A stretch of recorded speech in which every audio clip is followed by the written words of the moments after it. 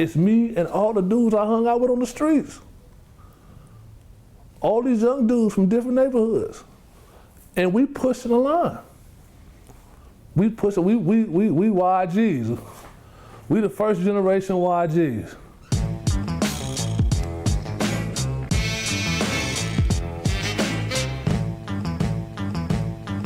So we called it the young blood generation. You know, we was, you know, lunatics from Athens and all them, you know what I mean? Created a whole little, but then it got screwed. People started trying to put paperwork with it, and it's like, but we was the first generation of YGs, though. And we started saying that because, you know, the Crips were saying baby gangsters. So we started saying young gangsters.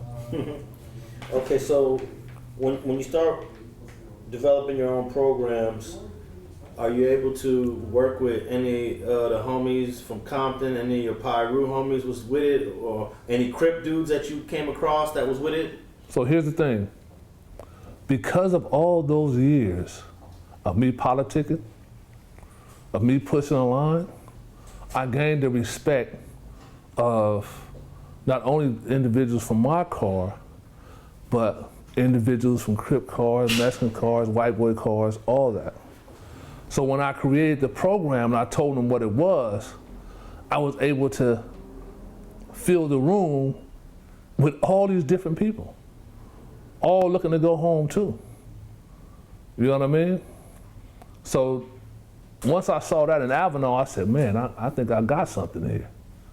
Because if a black with to create a program, it's very difficult to get other races to come to that. You know what I mean? Especially when you know where he's from and know where he's about and all that. But they know I'm not on no bullshit either. If I say what I say it is, this is what it is. And you was open to other races coming to your program? Absolutely. Because it's education. It's in the education area. It's not in the child hall or nothing like that. It's in education. Okay. Now, these chronos that you developed, you were doing this before your first board when you got denied, right? That was like my sixth board. Yeah. Oh, that was like your sixth board? Yeah. Oh, okay. But the other ones I wasn't really tripping because I wasn't giving forth the effort. But since you started in the education program, was this your first board while after the education? That was my first board. Okay. And you get denied for 3 years, and then you get back to work. Yeah. And what was the next board hearing like? Very different. So by that time, I had already went from Avenal to Old Folsom. They had the Valley Fever in Avenal. It started moving a lot of it was affecting blacks and, you know, others, Asians, real bad.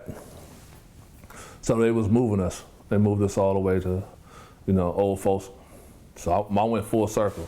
So I started at, that's why I ended at. So I went to Old Folsom with my program. The program I put together from various different programs, right? I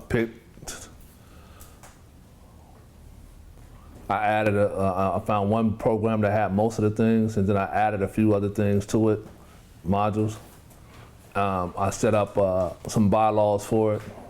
I enlisted, you know what I mean, some help from some other individuals that I knew was in Old Folsom for a while, working with education and other little different programs to kind of help me, you know, put the bylaws and stuff together. And I took it to education, and the rest is history.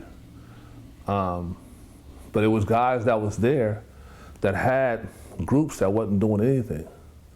Guy get up there, he'll talk forever, nobody's learning anything. You'll get a chrono for just showing up and participating, but they still have the same mentality. So I'm trying to change the mind state. So I'm looking for programs that, you know, that change your mind state from a convict to a citizen. So the program that I put together is a life skills program, getting people back to the basic life skills that they forgot about, you know, from gang banging, drinking and drugging and doing whatever. They forgot about some of the basic things. And one of the things I wanted to help them work on is their self-esteem, their self-confidence, their self-concept, you know, the way we view and see ourselves. In prison, you can be, a lot of times people get caught up because they become what people tell them they are. You know, when that's a facade, that's really not you. That's not your authentic self. You know what I mean?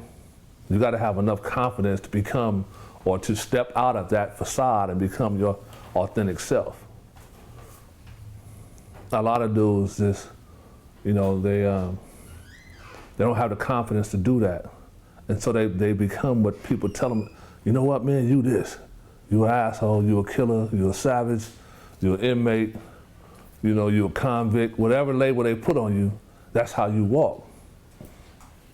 You know what I mean? Isn't there a lot of pressure though, peer pressure to be hard, to step up? But that's where the confidence come in from, right?